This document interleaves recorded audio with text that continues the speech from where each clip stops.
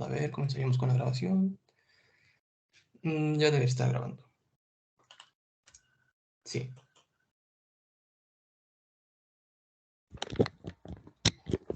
Listo, chicos. Ya debería estar grabando. Y aquí comenzaríamos. Sí, vamos a hablar. Hoy hablaremos sobre el desarrollo de la placenta y sus derivados. Vamos a ocultar esto. Por favor, si en algún momento dejan de escucharme, aquí voy a tener prendido el celular. ¿Sí? Justo en el grupo de WhatsApp. Sí, cualquier cosa, si en algún momento dejan de escucharme, se me va la señal, pues me escriben.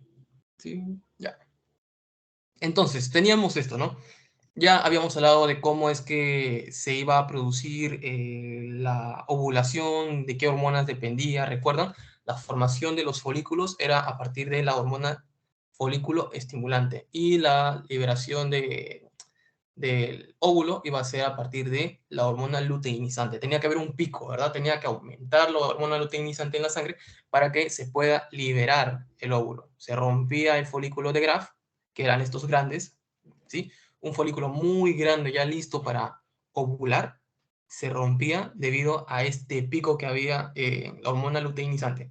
Se rompía y era liberado hacia la trompa de falopio. ¿Sí? Era atrapado por las fimbrias y era transportado a través de la trompa de falopio por las vellosidades que presentaba, ¿no? Presenta vellosidades para que pueda ser movilizado. También estas vellosidades secretaban nutrientes para que sean aprovechados por el óvulo, ¿sí? Durante todo este transcurso que tenía que eh, desde las fimbrias hasta la cavidad uterina. Después, si es que era fecundado, terminaba la segunda división meiótica, solo si es que era fecundado por un espermatozoide, y se empezaba a dividir, ¿no? De esta división salía la mórula, de esta división salían células cada vez más pequeñas hasta formarse el blastocisto. El blastocisto era esta estructura formada por ya eran dos agrupaciones de células, ¿no? Por un lado teníamos el polo embrionario, donde se iba a formar el embrioblasto, y por otro lado teníamos esta capita delgadita de células que iba a ser el trofoblasto, ¿sí? ¿Hasta ahí están? ¿Sí, no? Más o menos al séptimo día era cuando este blastocisto llegaba a la cavidad uterina y se implantaba. ¿Sí? Se implanta. Y de esta implantación iba a comenzar a salir raícitas, como que iba a empezar a salir raíces, ¿sí? Como el ejemplo que les mostré, ¿no? Que les dije, como una semillita cuando la plantas, lo primero que le sale son las raíces. Entonces, de ahí es lo que primero sale, ¿no? Se empieza a formar como en forma de raíces, o no quiero decirle vellosidades porque no son las vellosidades, ¿sí? Y de aquí, esas raíces salen del trofoblasto, ¿sí? De esta capita externa. Conocido, así se le conoce, macizo celular externo, y a la masa chiquitita de acá adentro se le conoce como macizo celular interno. Entonces, del macizo celular externo o trofoblasto era que salían estas raíces chiquititas. Sí, ya.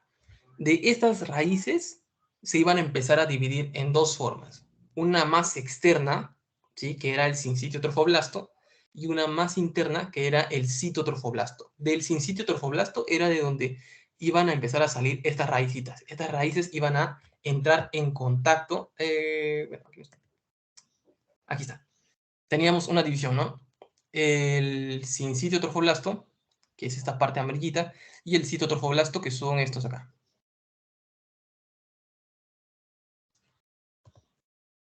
¿Qué pasaba con el sincitio trofoblasto? Iba a buscar tener este contacto con las arterias del endometrio. ¿Para qué? Para formar estas cavidades como estructuras, cavernas donde se iba a aumentar la sangre, el flujo de sangre. Por estas cavernas iba a fluir la sangre. ¿Para qué? Para que el sitio trofoblasto entre también en contacto. Miren, esta vendría a ser la caverna, lo que conocemos como lagunas sanguíneas, y justo en medio de esa laguna está el citotrofoblasto, perdón, está el citotrofoblasto creciendo, ¿sí?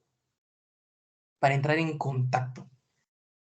Por dentro de este citotrofoblasto, si se dan cuenta, están saliendo estas células, ¿no? Van a empezar a invadir por el centro. ¿Para qué? Sí, está bien.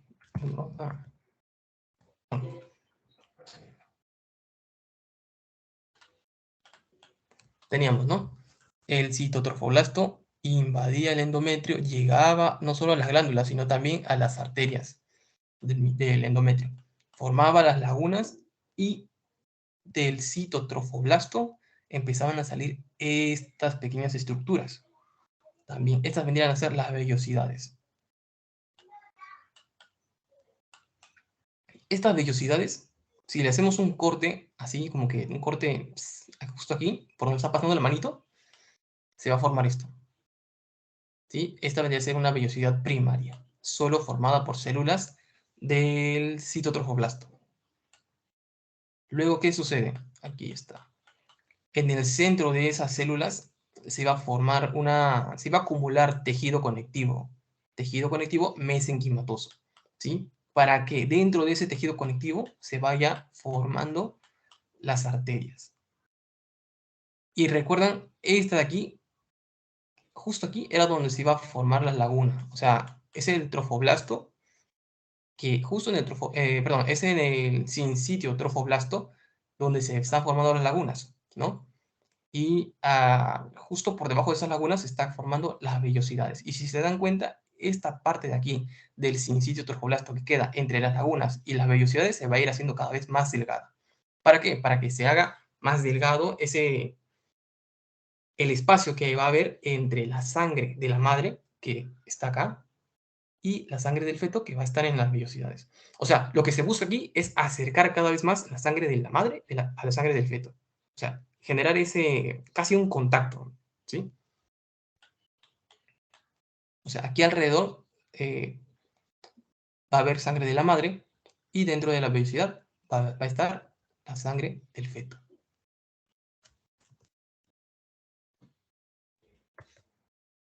Aquí está, lo que les decía, ¿no? Tenemos por fuera al sinsitio trofoblasto, ¿sí? Invadiéndolo ya, encontramos las vellosidades, solo conformadas por células del citotrofoblasto. Esa es vendría a ser la vellosidad primaria. ¿Qué pasa con la vellosidad secundaria? La vellosidad secundaria ya está compuesta por células de citotrofoblasto en la periferia y un centro de tejido mesodérmico mesenquimatoso. ¿Y qué pasa dentro de este tejido? Dentro de este es donde se van a formar los vasos, los capilares, ¿no? Que van a permitir el intercambio, porque eso es lo que se quiere, que haya un intercambio entre los nutrientes, que los nutrientes de la madre pasen a la sangre, de la sangre de la madre a la sangre del feto, y que las toxinas, los residuos como el CO2, pasen de la sangre del feto a la sangre de la madre. Esa es otra vista de las vellosidades, ¿sí? Esto es como que ya está creciendo recién, está invadiendo. Dentro de esta invasión está creciendo el tejido mesenquimatoso y dentro de este tejido mesenquimatoso es donde se van a formar los capilares y los vasos.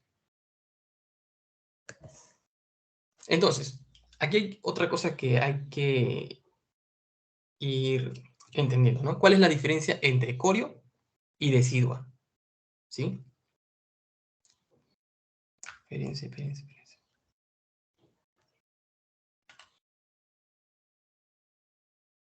Sí. El corion, vamos a ver, corion, ahí está. Corion aquí y corion acá. Ya está. Para que entiendan, el corion es esa estructura que va a derivar del citotrofoblasto, ¿sí? O sea, esta de acá.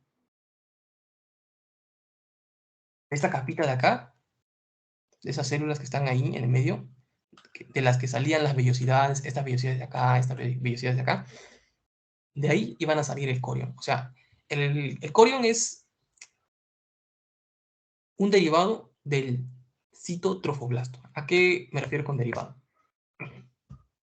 Y vemos nosotros lo que llaman aquí el corión frondoso o corión velloso, tiene esos dos nombres, ¿sí? Está señalando las vellosidades.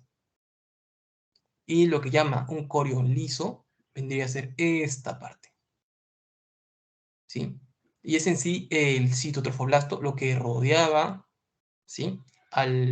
Lo que anteriormente era el blastocisto, que al desarrollarse con el paso del tiempo se va a comenzar a llamar corión, ¿sí? Por el lado por donde está formando las vellosidades, el lado embrionario, como se le llama así a este polo de acá, se le conoce como corión velloso. ¿Por qué? Porque está en relación con las vellosidades. Y así se le conoce, ¿no? Vellosidades coriales o coriónicas. Y por el otro lado, tenemos esta parte del citotrofoblasto que no ha desarrollado vellosidades, o que si las ha desarrollado, ya las ha perdido. Porque al inicio sí desarrolla poquitas, pero luego se van haciendo chiquitas, van desapareciendo, etc. ¿Sí? Porque por este lado, pues, no va a haber un contacto entre el corión y el endometrio. ¿Sí? En cambio, por este lado, justo por aquí se produjo la implantación. Digamos que se implantó justo aquí. Por aquí empezaron a salir las raíces y empezaron a salir las vellosidades. Y justo ahí es este lado, ¿no? Donde se han formado las vellosidades. Mientras que por el otro lado solamente se ha expandido. Por ahí no salieron vellosidades. Y si salieron, pues ya se perdieron. ¿Sí? Ese lado es el polo anembrionario. Y en ese polo anembrionario es donde se forma el corión liso. Mientras que por el lado embrionario, donde se han formado las vellosidades, se le conoce como corión velloso o corión frondoso, cualquiera de esos dos nombres. Y el otro era las deciduas. Teníamos tres tipos: decidua capsular, una decidua parietal, una decidua basal. ¿Dónde está? ¿Dónde está? Aquí está. ¿Ya? Por su lado, la decidua va a ser el endometrio, ¿sí? Va a estar formada por el endometrio, pero este endometrio va a tener distintos nombres dependiendo de en dónde se ubique. Digamos, justo aquí se implantó el blastocisto y ahí empezó a crecer. Esta región que le da sostén al blastocisto y empieza a crecer, esta parte, digamos, la base, se le conoce como decidua basal, que en sí es el endometrio. La parte que no está en contacto aún, no estaba en contacto con el blastocisto, ni está en contacto aún, se le va conociendo como decidua parietal, ¿sí? Y la parte que está alrededor del blastocisto, ¿sí? ¿Se dan cuenta? No está ni dándole sostén, no le está sosteniendo, ni siquiera está en contacto con que es el miometrio, ¿no? Sino que está cubriendo al, perdón, está cubriendo al citotorfoblasto, que es este, ¿no? Lo está cubriendo. A ese se le conoce como decidua capsular. ¿Sí? Ah, y miren, recuerden que les dije, ¿no? Por el polo embrionario se formaban las vellosidades así en abundancia, mientras que por el polo anembrionario, que es este, no se formaban, pero si es que se forman, son chiquititas, así tal, chiquititas, no como las de este lado, y luego desaparecen. Aquí ya no están. ¿Sí? ¿Quedó claro la diferencia entre corión y decidua? La decidua es un derivado del endometrio, mientras que el corión es un derivado del citotrofoblasto. ¿Sí? En otras palabras, la decidua es tejido materno, mientras que el corión es tejido embrionario. ¿Esa parte quedó clara? Porque de ahí vamos a hablar de las partes de la placenta y ahí es donde hablan, ¿no? Una porción materna, una porción fetal. ¿Sí, no? Mire, eh, sí, aquí está. Cuando hablamos de la placenta, hablamos del corión velloso, este de acá, donde se desarrollaban las vellosidades, y también la decidua basal, que es esta, ¿sí? Esta parte celestita de acá. Recuerda, ¿no? La decidua era el tejido materno, o sea, el componente materno de la placenta, mientras que el corión velloso era el componente embrionario de la placenta. ¿Ya? A eso me refiero. Por eso quería que quedara claro que el corión velloso era un derivado del citotrofoblasto, mientras que la decidua basal era un derivado del endometrio. Sí me escuchan, ¿no? Vamos a mantener. Sí, sí, te escucho. Ya. Chévere. Vamos a terminar esta parte para irme al final, que hay algo que les quiero explicar antes de comenzar con todo lo demás, ¿ya?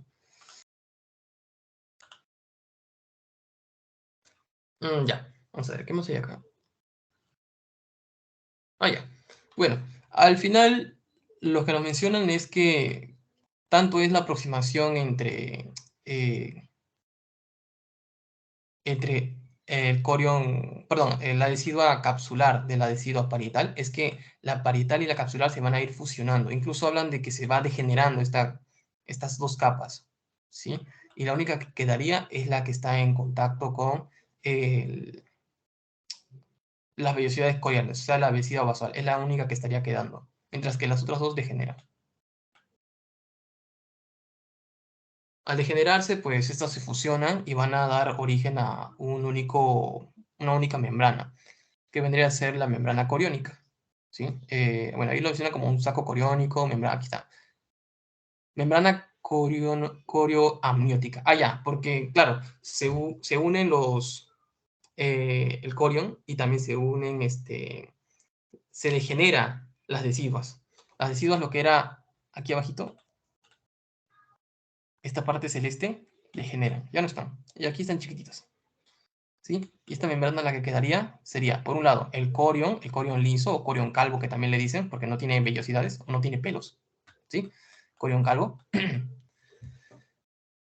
Y lo que sucede con este corión es que ya para semana 22, bueno, aquí semana 22, tercer, cuarto mes, ¿sí? Más o menos por ahí, ya se ha fusionado, ¿sí? El corión liso y la membrana amniótica se han fusionado y han formado una sola membrana, conocida como la membrana corioamniótica, ¿sí? Y la cavidad que queda aquí vendría a ser la cavidad amniótica, con el líquido amniótico. Ahí está, fusión del amnios y el corión, ¿sí? Entre sí con la decidua parietal. Y la decidua parietal, ya les dije, ¿no? Que se va degenerando. Por lo general, esta implantación, no sé si se han dado cuenta, las imágenes, se da en la parte superior, ¿no? Del útero. Parte superior, parte superior. Y ahí es donde normalmente se da. En la parte superior, lo que se conoce como el fondo uterino, y un poquito más hacia atrás, o sea, superior y posterior. No digo que no pueda suceder en la parte lateral o en la parte anterior, sí puede, solamente que lo más frecuente es que suceda en la parte superior y posterior. Ahora, a lo que quiero ir, una vez ya conocen esto, quiero hablarles sobre la circulación, no, bueno, sí, ya, la fisiología de la placenta. Justo era aquí. Sí, ya hemos hablado, ya les había mencionado, ¿no? Esto anteriormente se los había mencionado en anteriores asesorías, que la placenta va a formar una unidad para el feto, pero o sea, esencial. Esencial, ¿por qué? Porque es aquí donde se va a producir el intercambio no solamente de oxígenos y CO2, sino que también es donde, gracias a esta aproximación que hay entre la sangre de la madre y la sangre del feto, es que se van a poder pasar nutrientes de un lado para el otro. ¿Sí? Por eso, nos menciona que es un órgano transitorio. Claro, pues solamente van a estar durante el embarazo. Y va a ser entre esta comunicación, ¿ya? Creo que quedó claro esto, que forma una comunicación entre la madre y el feto, no solamente este, para proporcionarle nutrientes y oxígeno, sino que, como veremos más adelante, incluso le proporciona inmunidad, ¿sí? Y algo muy importante, pues esto, ¿no? El feto depende de la placenta, tanto como pulmón, porque le pasa nutrientes, como riñón, porque no solamente la placenta puede pasar nutrientes del lado de la madre al lado del feto, sino que también puede eliminar lo que ya no necesita, ¿sí? Eliminar los residuos. Del lado de la sangre del feto pasarían hacia el lado materno, hacia la sangre materna. También funciona como hígado al permitir la eliminación de toxinas y aparato digestivo. ¿Por qué? Porque por ahí también se puede absorber del lado de la madre, pasarían los nutrientes, aminoácidos, ácidos grasos, carbohidratos, vitaminas, etcétera. ¿Sí? El intercambio de gases, como les mencioné, oxígeno y CO2 por difusión simple, intercambio de nutrientes y electrolitos, como en el caso de los aminoácidos, ácidos grasos de cadena ligera, carbohidratos y vitaminas. La eliminación de sustancias y la inmunidad, ¿no? La parte inmunológica que permite la placenta. La transmisión de anticuerpos maternos como inmunidad pasiva. ¿A qué se refiere con inmunidad pasiva? Tal vez este es un término un poco nuevo para ustedes, pero cuando hablamos de inmunidad, normalmente nos hablan de inmunidad innata, inmunidad adaptativa, ¿sí? Eso lo van a entender un poquito más en cuarto ciclo, pero lo que quiero es que entiendan otro concepto, que es la inmunidad activa y la inmunidad pasiva, ¿sí? ¿A qué me refiero con inmunidad activa? Una inmunidad activa es una inmunidad de uno mismo, ¿sí? Cuando tú mismo generas tu inmunidad, tus células del sistema inmune, tus glóbulos blancos, esos van a generar una inmunidad. Pero la inmunidad pasiva es cuando tú no generas tu inmunidad, sino que la inmunidad puede venir de afuera, ¿sí? Una inmunidad ya establecida viene de afuera, en el caso de la placenta, que puede permitir el paso de anticuerpos, en este caso la inmunoglobulina G, que es un anticuerpo, o conocido como IgG. Aquí está. Este anticuerpo va a pasar del lado materno hacia el lado fetal, ¿sí? Va a pasar y de esta forma la madre le va a conferir al hijo inmunidad frente a algunas bacterias, algunas enfermedades, ¿no? Y también puede suceder esto durante la lactancia. Es lo mismo que sucede. La madre le da anticuerpos a través de la leche materna al hijo. Y también producción de hormonas, ¿no? Eso también es muy importante, como en el caso de la gonadotropina coriónica humana, que es la primera que se eh, empieza a producir en la placenta. ¿Para qué? Para mantener, en el caso del cuerpo lúteo, o sea, el cuerpo lúteo es lo que recuerda, ¿no? El cuerpo lúteo empezaba a producir progesterona. ¿Para qué? Para hacer que el endometrio de fase secretora pase a fase proliferativa, para que empiece a estar listo para la gestación, ¿no? En caso se fecunde el óvulo, pues esté listo para que se implante. Eso es lo que hacía la progesterona. ¿Y quién es el que permite que el cuerpo lúteo persista produciendo progesterona? Es la hormona coriónica, perdón, la gonadotropina coriónica humana, ¿sí? Como hay una implantación, hay se produce invasión por el citotrofoblasto y a su vez, es el que va a permitir la formación de la gonadotropina coriónica humana. Y esta gonadotropina coriónica humana va al cuerpo lúteo y el cuerpo lúteo genera progesterona. Hasta que eh, la placenta es capaz de producir su propia progesterona. Una vez la placenta empieza a producir su propia progesterona, el cuerpo lúteo pues se atrofia, ¿no? Se degenera. También puede producir estrógenos en el caso del crecimiento del útero y también del desarrollo de las glándulas mamarias, y también una hormona conocida como la somatomamotropina, que es como un derivado de la hormona del crecimiento. Ahora, en el caso de la circulación placentaria, lo que veremos, ¿no? Tenemos por aquí el cordón umbilical, tenemos aquí la zona de la placenta, las vellosidades, aquí podemos ver, vemos esta parte que son las lagunas, ¿sí? Lagunas sanguíneas. Y de este lado tenemos, este es el endometrio. O bueno, lo que vendría a ser el endometrio, ¿no? Entonces, más o menos para explicarles, ¿no? De este lado tendríamos las arterias de la madre, de la mamá, pasan a las lagunas y justo en este lugar es donde se da el intercambio, ¿no? Salen las toxinas, salen el CO2, salen lo que ya no queremos, los residuos de metabolismo, salen y la madre nos da los nutrientes, nos da el oxígeno, lo que necesitamos, ¿no? Las vitaminas. Vimos también que puede pasar anticuerpos y estos van a ser regresados, ¿no? Hacia el feto por el cordón umbilical. Chicos, vamos a ver, ¿quién me dice? Bueno, no, aquí está el nombre, ¿no? Ya. Para que entiendan que tenemos dos arterias, que son las azules, y una vena, la roja, ¿sí? Una vena, dos arterias. Dirán, dos arterias y son azules, ¿ah? Normalmente, cuando hablamos de cuerpo humano, en anatomía seguro se habrán dado cuenta de esta disposición que hay, ¿no? Una arteria, dos venas. Pues en el cordón umbilical es lo contrario. Son dos venas, perdón, dos arterias, una vena. Eso es lo que sucede en el cordón umbilical, ¿sí? Dos arterias, una vena. Porque, digamos, en sí, a veces pensamos, ¿no? Que una arteria es siempre la que lleva la sangre oxigenada y una vena es la que lleva sangre desoxigenada, pero realmente no es así. Lo que sucede es que la arteria es todo aquello que aleja la sangre del corazón, que lleva la sangre del corazón hacia el cuerpo, y la vena es la que lleva sangre desde cualquier parte del cuerpo hacia el corazón, ¿sí? O sea, la vena es lo que regresa la sangre hacia el corazón, mientras que la arteria es aquel vaso que lleva la sangre del corazón hacia el cuerpo, ¿sí?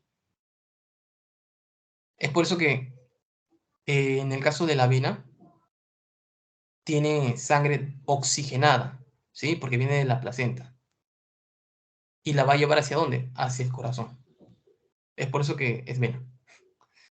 Y la arteria, más bien, lleva sangre no tan desoxigenada. Bueno, ya lo vamos a entender un poquito más adelante, ¿no? Pero lleva la sangre con la intención de que se oxigene, ¿sí?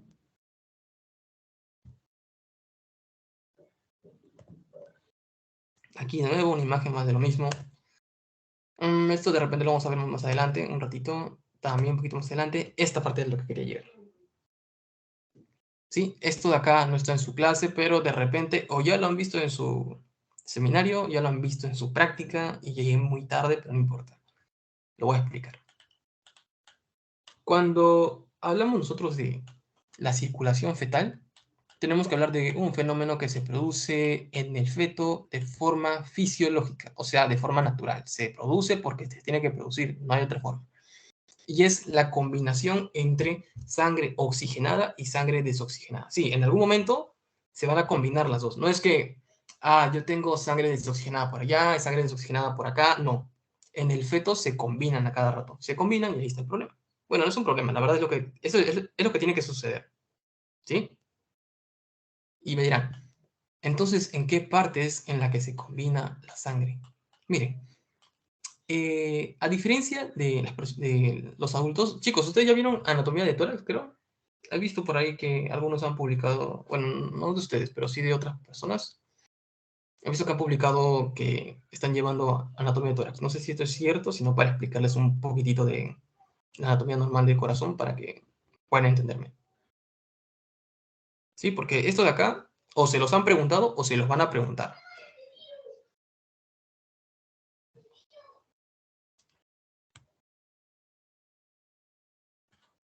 Vamos a ver.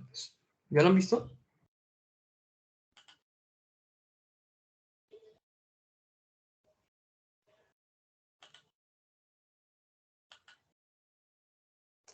Sí me escuchan, ¿no? Sí, algunos sí lo llevan, pero otros no. Ya. Anatomía estamos divididos por dos, el grupo A y grupo B, por eso. ¿Cómo que? O sea, El grupo A hace de la sesión 1 a las 6 y el grupo B de las 6 a las 12.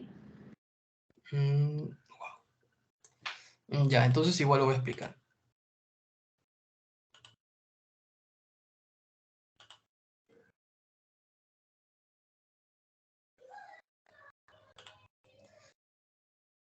No, voy a mejor una diapositiva más.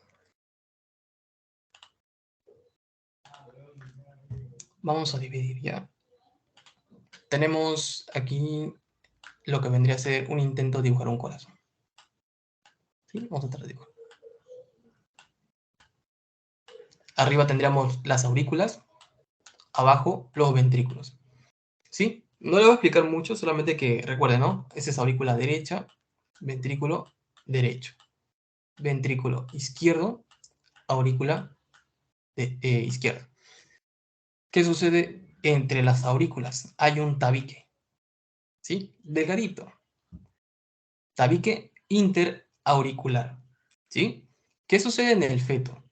Ese tabique en el feto tiene un huequito, ¿sí? Un huequito, conocido como agujero oval, que es la que podemos ver acá. Aquí estaría una aurícula, aquí estaría la otra. No se nota muy bien porque está justo encima, pasan a las arterias, ¿ya? Pero pueden ver esta flechita de acá. Este de aquí vendría a ser el tabique interauricular. Entre ambas aurículas hay un huequito, ¿sí?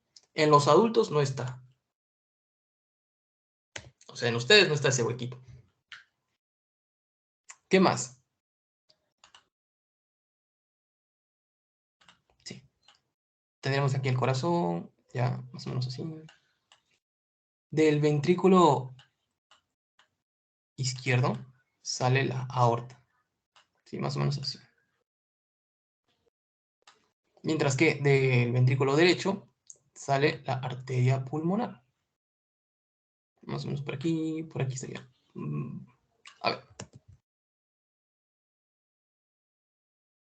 A ver, confundí.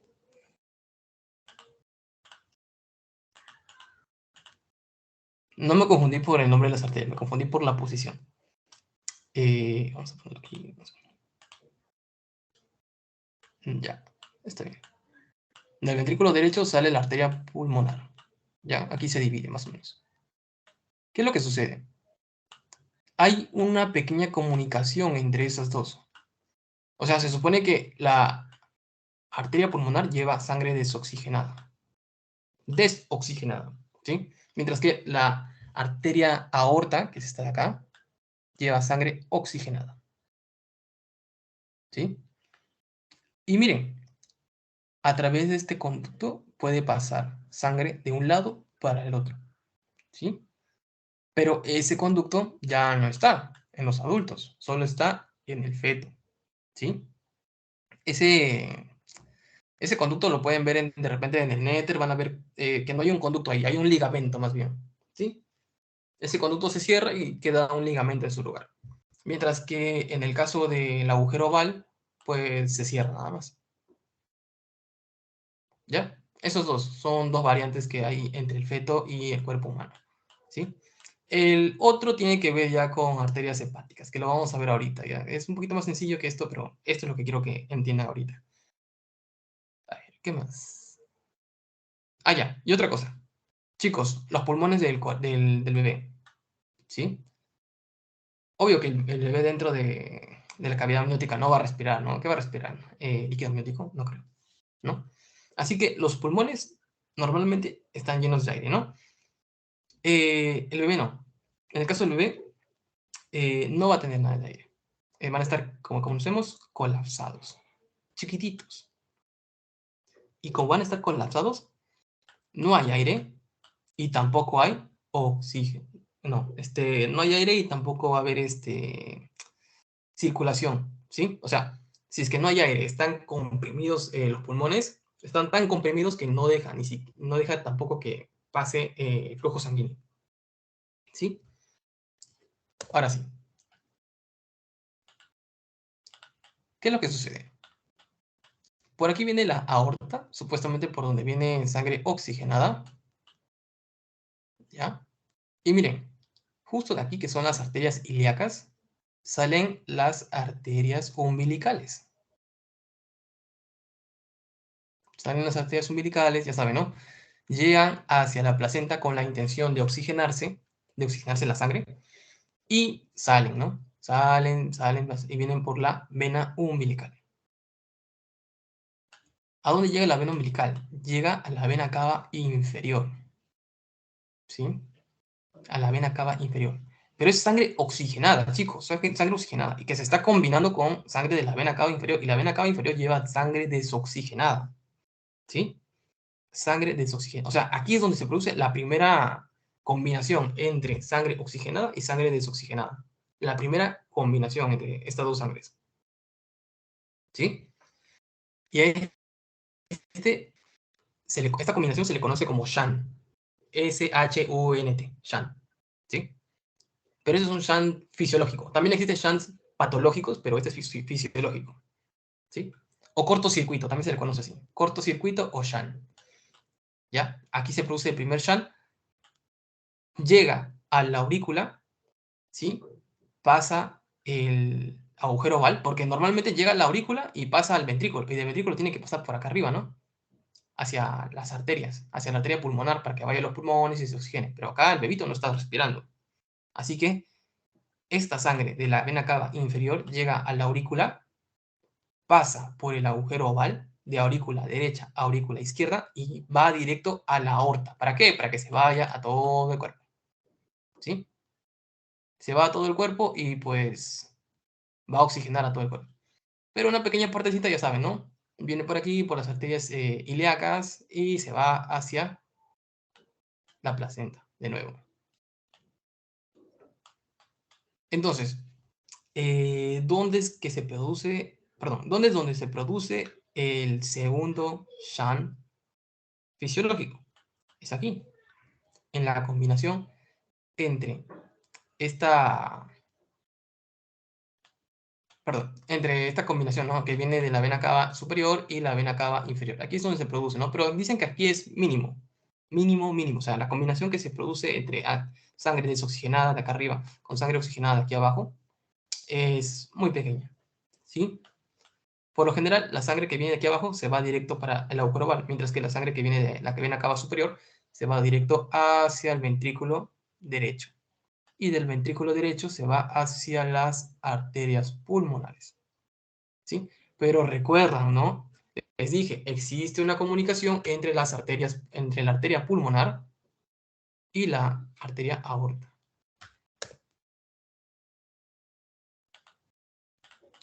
Aquí está, esta flechita de acá. Aquí es donde está la sangre desoxigenada. Aquí está la sangre oxigenada, ¿sí?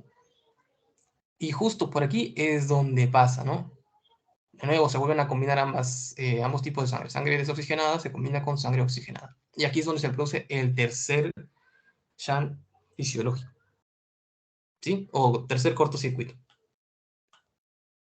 Y con más razón se va a ir hacia la aorta. ¿Por qué? Porque como les dije, ¿no? Están colapsados los pulmones. O sea, esta sangre de acá debería ir hacia los pulmones, pero los pulmones están colapsados, están como que apretados y no dejan ni siquiera que circule la sangre.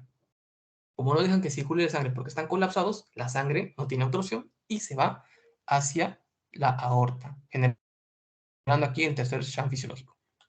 ¿Sí? Más o menos eso es una revisión de lo que es la circulación fetal. ¿Sí? Circulación sí, circulación fetal. Porque hay otra que es la circulación placentaria, que ya hemos visto, ¿no? Aquí ya hemos visto la circulación placentaria. Igual vamos a ver el tiempo para poder explicarlo de nuevo más adelante. Wow. No sé cuánto tiempo me ha quedado ahí, pero bueno.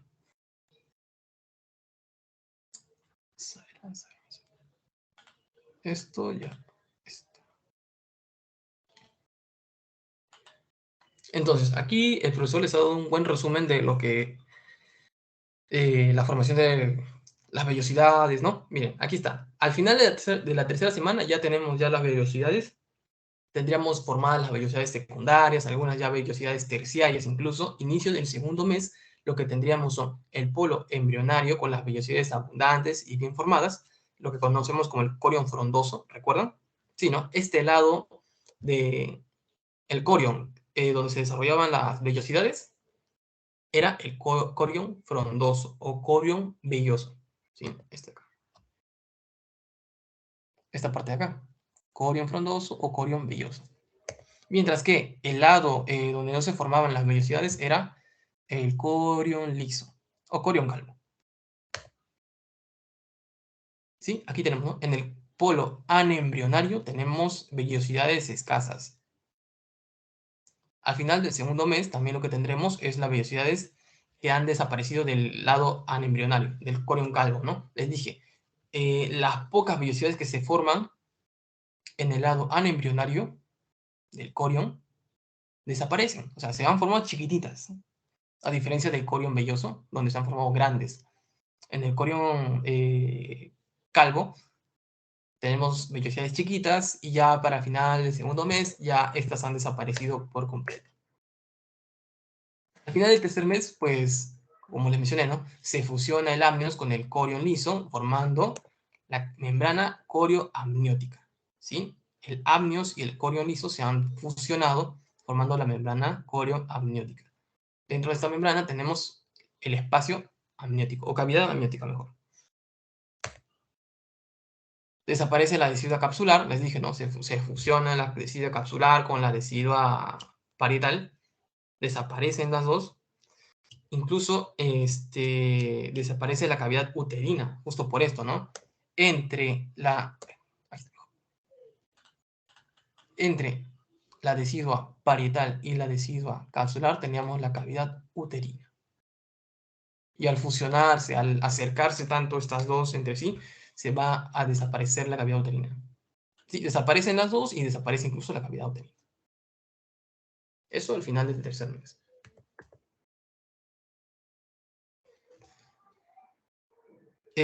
Bueno, estos son datos más sobre la formación de la placenta, ¿no? El profesor los puso aquí, justo me parece un muy buen resumen de lo que ustedes deben conocer, ¿no?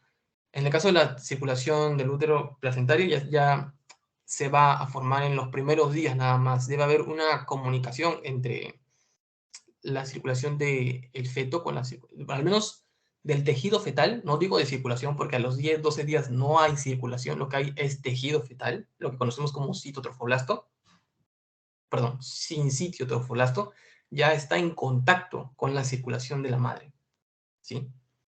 Al tercer mes, lo que tenemos es ya la formación del corión liso y la decidua capsular degenerada.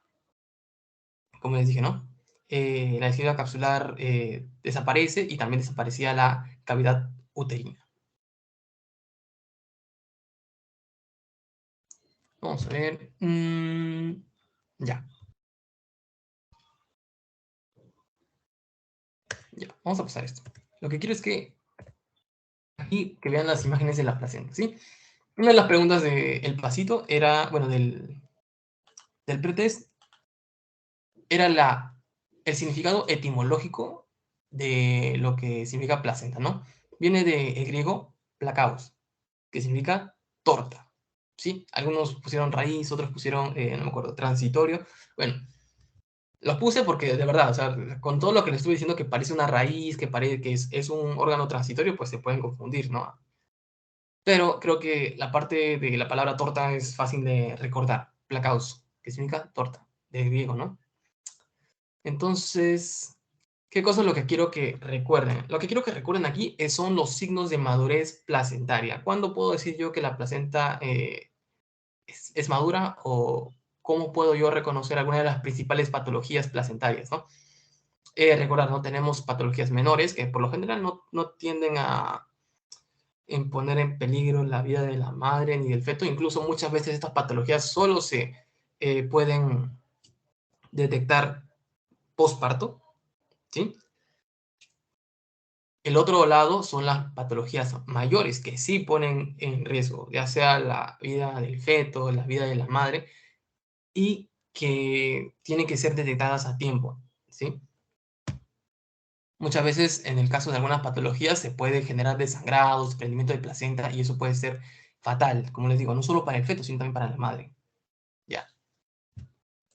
Algunos de los datos que sí tienen que recordar es el peso, por ejemplo, de la placenta, de entre 400 a 600 gramos, ya que hay patologías que se relacionan, ¿no? Si es que, digamos, personas que se encuentran a mayor altura de forma compensatoria van a hacer que la placenta se desarrolle mucho más. ¿Para qué se desarrolla mucho más? Para que se pueda generar un mayor área de contacto y se pueda pasar más oxígeno del lado materno hacia el lado fetal, ¿sí? ¿Por qué quiero más oxígeno? Porque en altura hay menos oxígeno.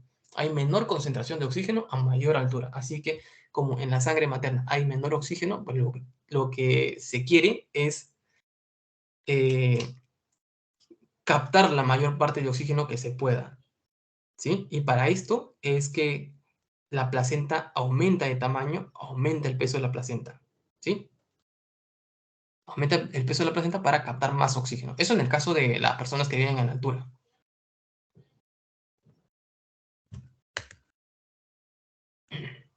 Ya está. Entonces la placenta tendría dos caras, perdón. Una cara fetal, que es así lisa, y la reconocemos fácilmente porque está en contacto se continúa con el cordón umbilical, ¿sí? Mira hacia la cavidad amniótica, se inserta el cordón umbilical, como les digo, es un color azulado, ahí lo podemos ver. Tenemos aquí la presencia de las venitas, tenemos una superficie lisa, relieve venoso sanguíneo, ¿sí? Por la misma la disposición de las venas. Está tapizado por la membrana amniótica y tiene el anillo fibroso circular, ¿sí? Recuerden este anillo fibroso circular porque van a ver que está asociado a ciertas, no patologías, son alteraciones menores, ¿sí? Pero a veces son preguntas de examen, ¿no? Así que recuerden eso, del anillo fibroso circunferencial.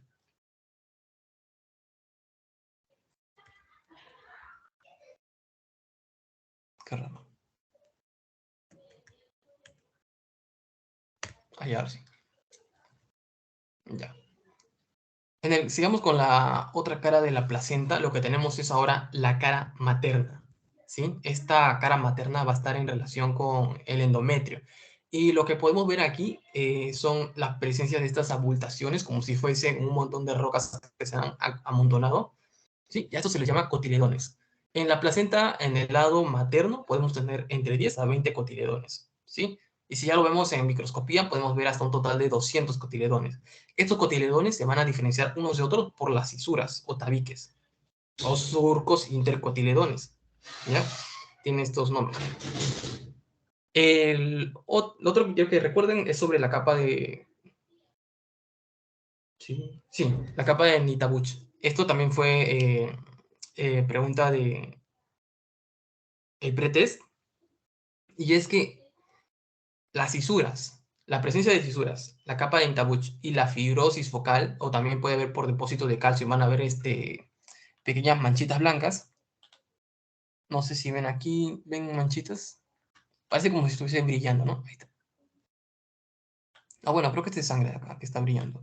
Pero si lo ven por aquí, van a ver manchitas blancas. Aquí, por ejemplo. ¿Sí?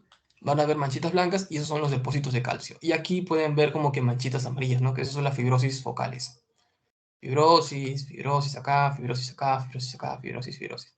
¿Ya? Esos tres componentes, sí, la presencia de cisuras, los nódulos, los cotiledones, eh, pueden ver la membrana de Nitabuch, que es como esta membrana que está brillando, que hace que esta parte de la placenta brille, y también la fibrosis, ¿no? La fibrosis y las calcificaciones chiquititas, esas manchitas blanquitas, esos tres componentes son signos de madurez placentaria. ¿Sí, chicos? Signos de madurez placentaria.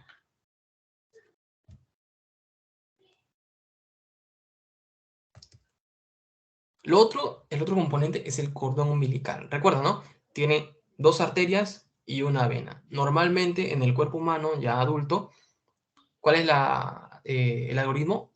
Una arteria, dos venas, pero en el cordón umbilical es distinto. En el cordón umbilical hay dos arterias y una vena, ¿sí? Quiero que recuerden eso. Y como mencionas, ¿no? Hay ciertas alteraciones que van a alterar la longitud del cordón umbilical. Normalmente su longitud es de 30 a 60 centímetros. El diámetro también puede ser alterado. Normalmente es de 1 a 2 centímetros lo normal. La inserción puede ser en el centro, como vemos acá, pero también puede ser a un lado. Puede ser justo en los bordes, puede ser por fuera, incluso por aquí, puede estar saliéndole como que raicitas al cordón umbilical. Y lo que quiero que sepan es sobre la estructura, ¿no? La estructura, bueno, por fuera va a estar tapizado por el amnios. Por dentro vamos a encontrar la presencia de es un tejido conectivo bien, por decirlo así, viscoso, que es conocido como la gelatina de Wharton, ¿sí? Y inmerso en esa gelatina de Wharton es donde vamos a encontrar, ¿no? Las dos arterias con sangre desoxigenada, y una vena con sangre oxigenada. Chicos, no me di cuenta si es que me han escrito. Sí me escuchan, ¿verdad?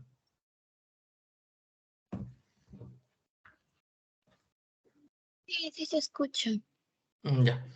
Entonces, aquí lo que podemos ver es un corte transversal. Hemos agarrado el cordón umbilical, lo hemos cortado con tijeras, si quieren, o bueno. Sí, también puedes cortar con tijera, a lo que recuerdo. Tenemos aquí el cordón umbilical y aquí arribita tenemos dos arterias. ¿Sí? Son chiquititas. Las reconoce porque son chiquitas. Y aquí abajito tenemos a la vena umbilical. Parece una cara, ¿no? Una cara, no sé, de Halloween, etcétera. Ya. Lo que no creo que les pidan, pero de repente, ¿no? En el pasito les ponen lo que está señalando la flechita. ¿Sí? Y ustedes fácilmente van a reconocer, ¿no? Ah, de repente me ponen esta imagen. Si veo los ojos, son las arterias. Y si veo la boca que está señalando una flechita, pues es la vena. Pero, digamos, si les ponen una imagen un poco más grande, de repente, no sé, otra imagen en la que como quieran confundirlos, otro color, no sé, otro corte, etcétera. ¿Cómo pueden reconocer las arterias y cómo van a reconocer la vena? Las arterias, si se dan cuenta, tienen una pared mucho más gruesa, ¿sí? Y si tienen suerte de que las arterias no estén colapsadas como aquí, o sea, que no estén cerradas, esa, ese conducto de la arteria, ¿sí? Este orificio va a ser bien redondito. Aquí está aplastado, no sé, para mí que han agarrado al cordón, lo han aplastado mucho para hacerle el corte, y es por eso que se ve así. Porque normalmente esta parte son bien redonditas. Incluso, miren la pared de la arteria, es redondita, bien redondita. Son gruesas y bien redonditas. Mientras que la vena es más delgada y como que, no digo que esté deforme, ¿no? Pero, o sea, a comparación con las otras, pues no está tan redonda como las otras. Y quizá tenemos las arterias que tienen una pared muy gruesa, ¿sí? Y aquí vendría a estar la luz de la arteria. Aquí la otra arteria que tiene una pared mucho más gruesa incluso. Y aquí está la pequeña luz. Ah, esa es otra cosa. La luz de la arteria es mucho más chiquita. ¿Sí? Recuerden que las arterias manejan presiones, mientras que la vena, cualquier vena, maneja volúmenes. ¿A qué me refiero? La vena está preparada para incluso distenderse frente a la presencia de mayor volumen, ¿sí? Se distiende. Mientras que la arteria lo que busca es contraerse para empujar la sangre, ¿sí? Es por eso que las arterias son más gruesas, ¿no? Porque necesitan más músculo para contraerse y empujar la sangre. Mientras que en el caso de las venas, pues lo que prefieren es no digo que prefieran mantener la sangre, perdón, no digo que prefieran estancar la sangre, sino que están diseñadas para mantener mayores volúmenes de sangre, ¿sí? Que las arterias. Las arterias lo que buscan es movilizar la sangre. Las venas lo que buscan, como les digo, ¿no? No buscan estancar la sangre, pero sí su finalidad es tanto mantener volúmenes grandes de sangre. Y aquí podemos ver, ¿no? Si es que por un lado agarramos la placenta, ¿sí? Agarramos corión calvo, ¿sí? Esta zona donde no se formaba ninguna de estas vellosidades, incluso pueden ver, ¿no? Está liso, completamente liso, corión calvo. ¿Sí? Podemos dividir, incluso podemos separar el amnios del corión. Esa es la finalidad, ¿no? Y esta unión entre amnios y corio, recuerda, ¿no? La membrana corio-amniótica. De repente no entienden mucho esta imagen, lo que pasa es que la han hecho como lo que haces con la funda de la almohada, ¿no? La funda de la almohada lo puedes voltear y, o sea, la cara estaría por dentro, ¿no? Más o menos algo así. Lo que está adentro sería la cara materna de la placenta. O sea, esto vendría a ser los cotiledones. Por eso digo, ¿no? Como que le han dado vuelta, por eso que de repente no se entiende mucho esta imagen. Si tienen, traten de ubicar bien la placenta, se van a dar cuenta. Incluso el cordón umbilical estaría por fuera, por aquí detrás. A ver, ¿cuánto falta?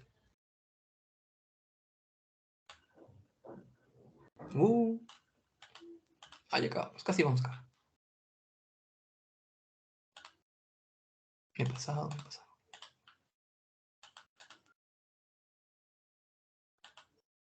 Ya. La anatomía de la placenta. Hemos visto que la placenta tiene un componente fetal como un componente materno, ¿no? Y en el medio hay una zona en la cual se van a unir estos dos componentes. Bueno, no es que se van a unir, sino van a interactuar entre sí para permitir el intercambio de nutrientes, intercambio de CO2, intercambio de oxígeno, etc. El componente que está en relación con el feto, o sea, el componente fetal, se le conocerá esta pequeña plaquita como zona o placa coriónica. Recuerda, el corión era derivado del citotrofoblasto, ¿sí? Corión, derivado del citotrofoblasto. Por el lado materno tenemos la zona o placa basal. ¿Recuerdan?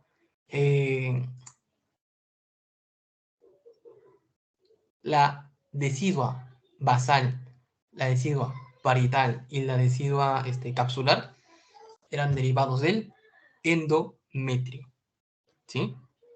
O sea, era la parte materna de la placenta.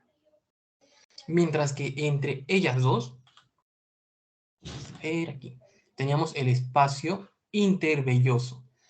En el espacio intervelloso encontrábamos, ¿no? Sangre de la madre, sangre del feto, encontramos las vellosidades y también la sangre de la madre, ¿dónde estaba? En las lagunas, ¿no? En las lagunas sanguíneas. Y la sangre del feto estaba en las vellosidades, dentro de las vellosidades terciarias. Porque en las vellosidades primarias no había vasos. En las vellosidades secundarias tampoco había vasos. En las vellosidades terciarias sí hay vasos, ¿sí? Y eso se los digo para que puedan entender las imágenes que vienen después.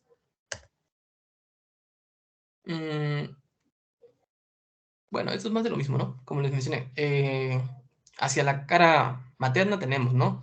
Este componente de la placa basal o decidua basal. Recuerden que teníamos la capa de Ntabuch para este lado. Por aquí estarían los cotiledones, los surcos intercotiledones, que no se pueden ver por aquí de repente. Tal vez por la imagen, ¿no? Por la foto. Y bueno, esta partida lo entienden ya ustedes, con lo que les he explicado ahorita. Patologías de la placenta. No están todas las que vienen en la clase, pero sí considero que están las principales, ¿no? Vamos a ver algunas de las patologías que puede sufrir la placenta, el cordón umbilical.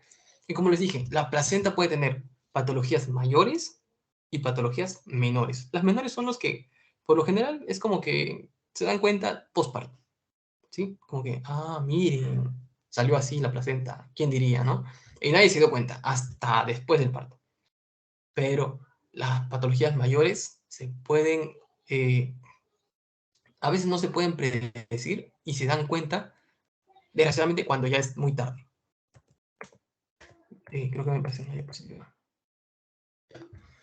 Entonces, comenzamos con las patologías menores. Dentro de las patologías menores podemos encontrar la placenta bipartita o placenta doble, como dice su propio nombre, ¿no? Tenemos la presencia de dos placentas. Tenemos un grupo de cotiledones por aquí, otro grupo de cotiledones por allá. Tenemos dos agrupaciones de cotiledones, ¿no? Como que se han separado, se han molestado, se han separado, uno por su lado, el otro por otro.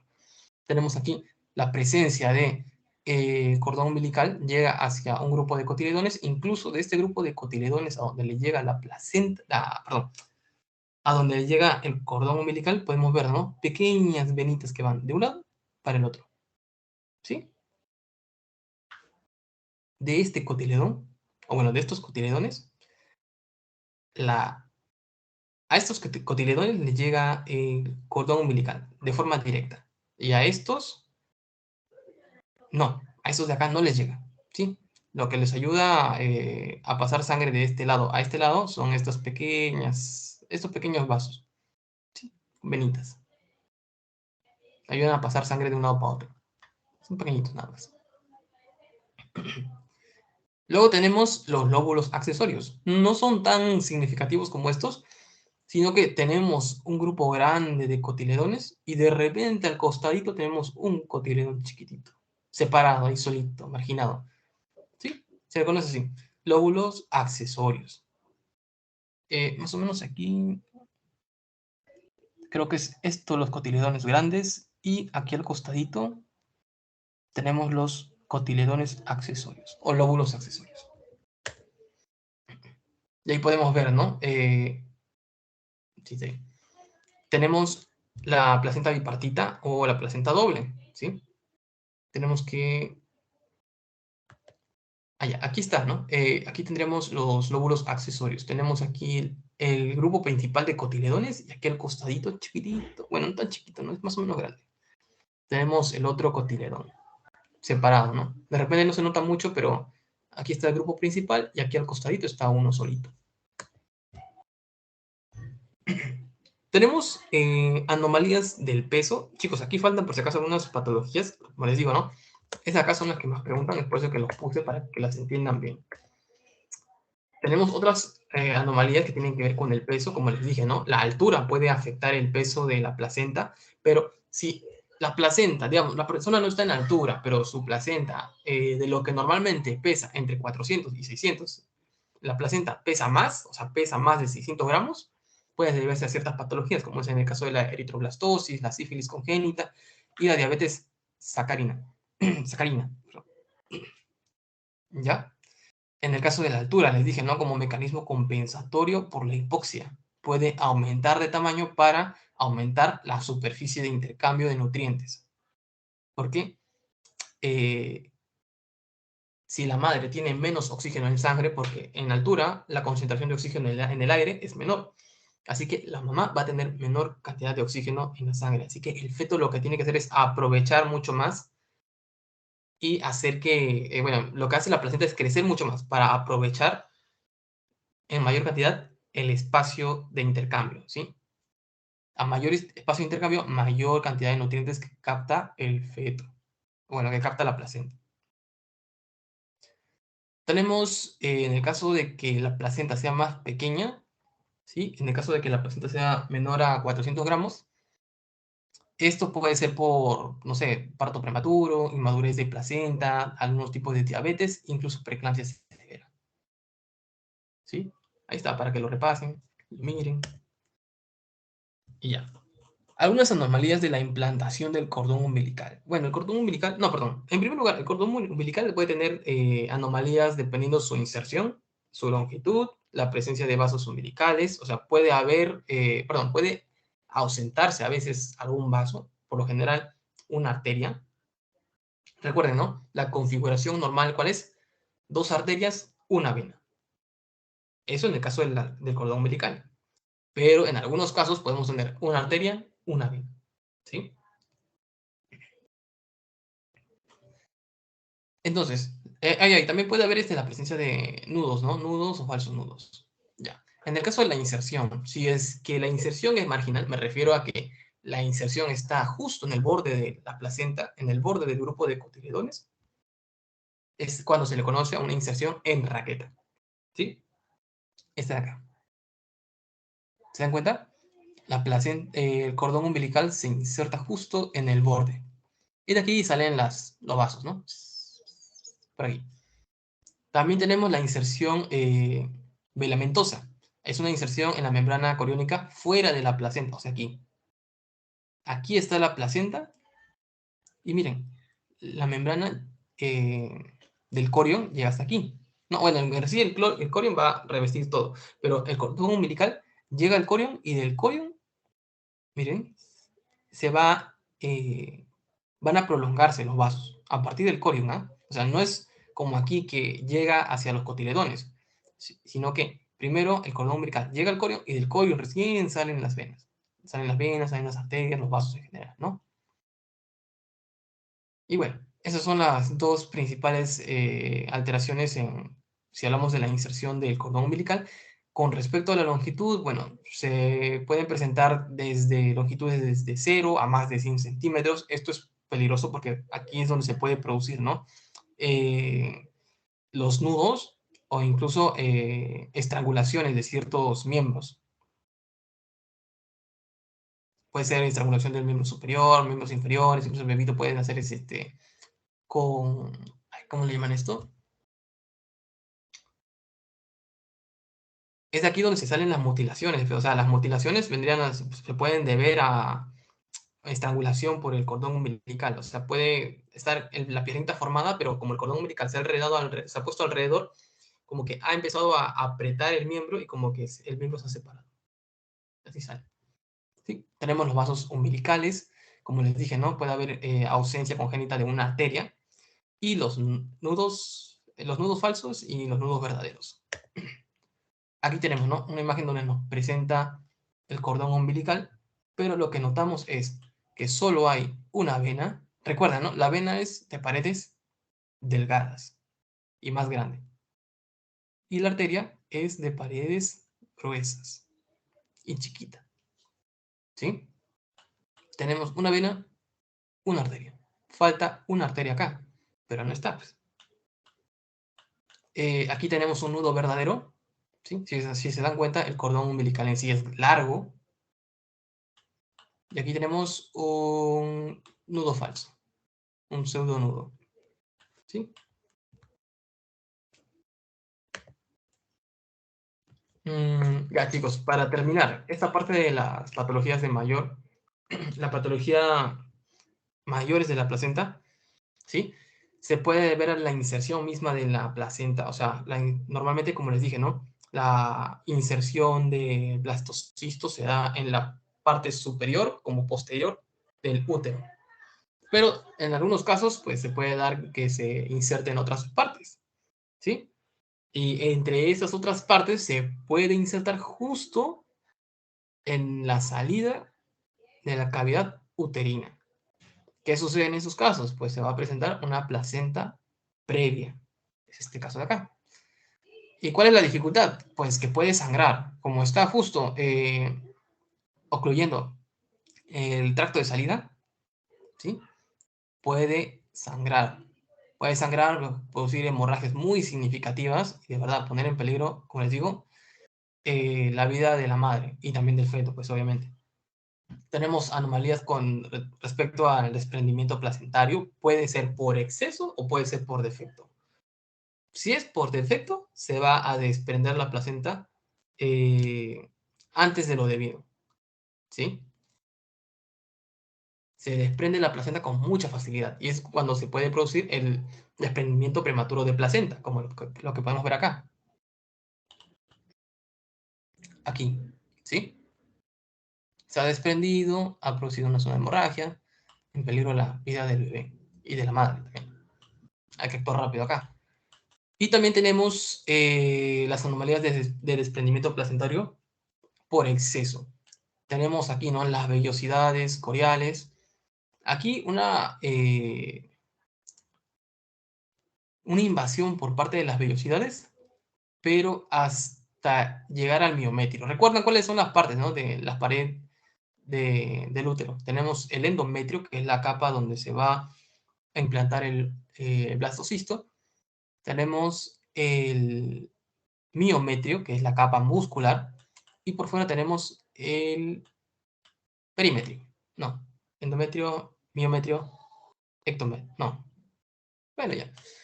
Lo siento, que se me acaba de combinar los términos. Ya. La cosa es que en la placenta acreta, lo que tendríamos es una invasión por parte de las vellosidades coriales hasta la superficie del miometrio. O sea, en sí las vellosidades coriales no deben invadir tanto, pero en la placenta acreta ya ha invadido tanto así que ha llegado justo hasta la superficie del miometrio. En la placenta increta ha invadido incluso el mismo miometrio, o sea, no como la acreta. En la acreta ha llegado hasta la superficie del miometrio, pero en la increta ya ha invadido el miometrio. Y en la percreta, pues, ¿qué decir? Pues ha invadido el miometrio, ha invadido más allá, puede invadir hasta ciertos órganos que estén cercanos a la cavidad uterina, al útero. ¿Sí?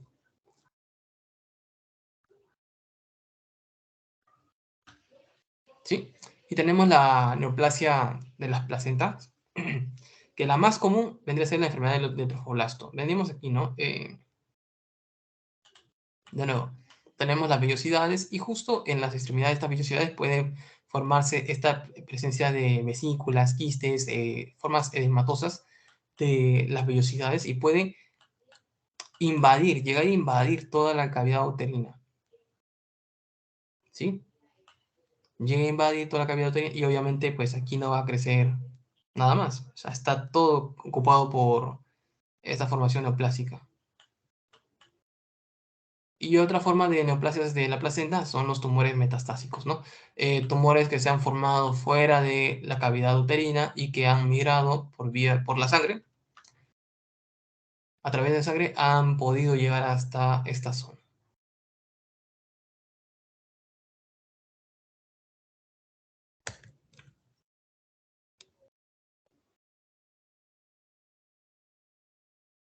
Ah, miren, aquí faltaba. Ya está. Ya está, chicos. ¿Alguna pregunta hasta ahí?